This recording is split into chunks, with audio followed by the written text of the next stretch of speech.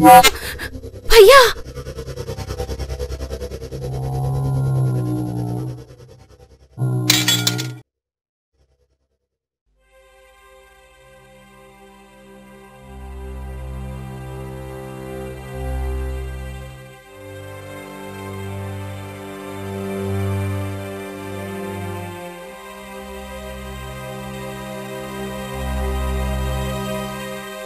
अरे morning alarm बंद करना भूल गई।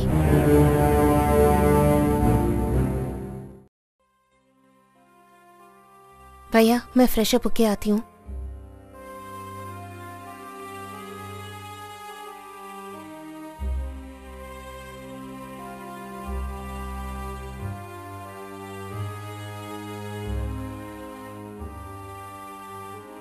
सबसे पहले आ रही का जिनका हिंदी भाषा से दूर दूर तक कोई रिश्ता नहीं, भाषाओं की सीमा को तोड़कर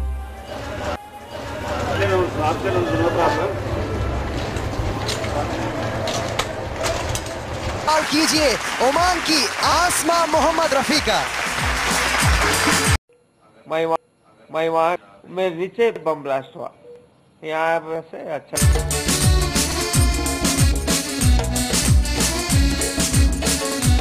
నేపథ్యంలో హైదరాబాద్ సహా రాష్ట్రమంతా రెడ్ అలర్ట్ ప్రకటించారు. అన్ని థియేటర్లను సెకండ్ షోలను రద్దు చేశారు. కాల్ సెంటర్లను ఏర్పాటు చేశారు. రైల్వే స్టేషన్ లో పోలీసులు తనిఖీలు చేస్తున్నారు. గోకుల్ చాట్ దగ్గర ఒకవైపు అధికారులు మంచి పాటలు వస్తుంటే ఆపేసావేంటి భయ్యా?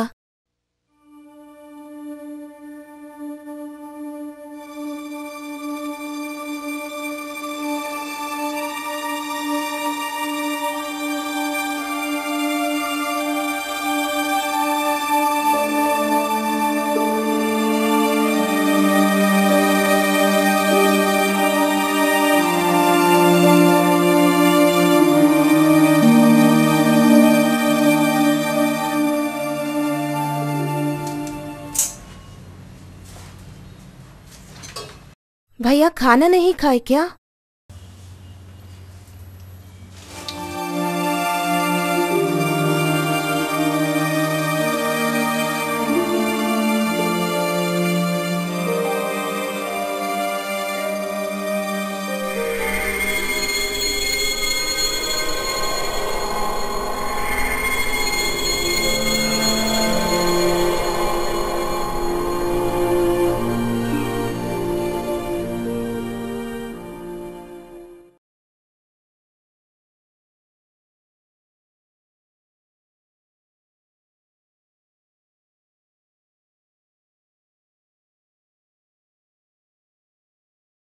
రోజు రోజుకి ఆసిఫ్ మానసిక పరిస్థితి దిగజారిపోతుంది.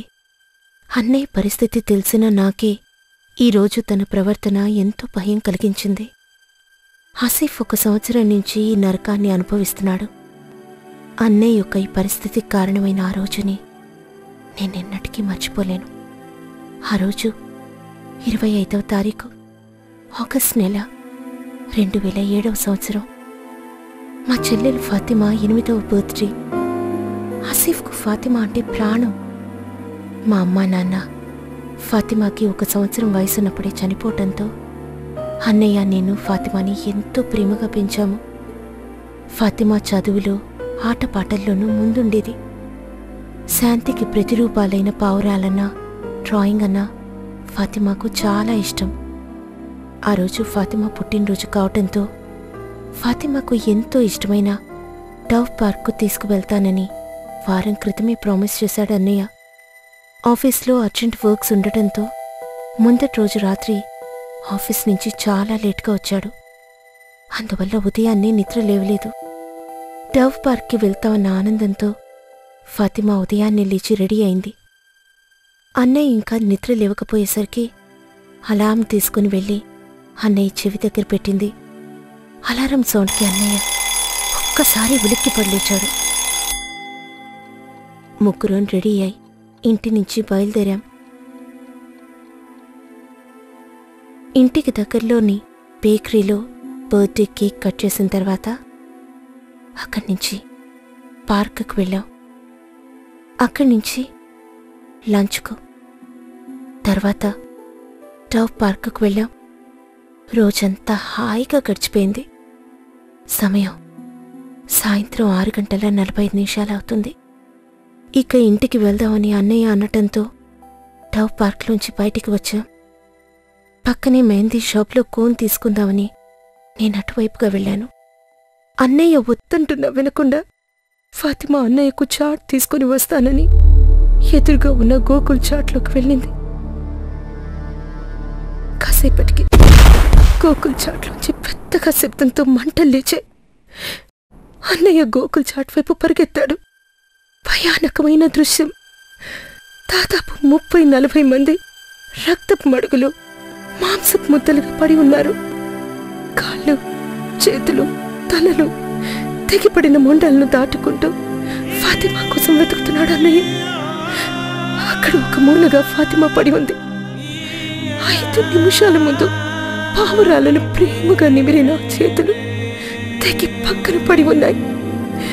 ఫాతిమా ఒళ్ళంతా రక్తం. ఆ దృశ్యం చూసిన అన్నయ్య ఒక్కసారిగా కుప్పకూలిపోయాడు.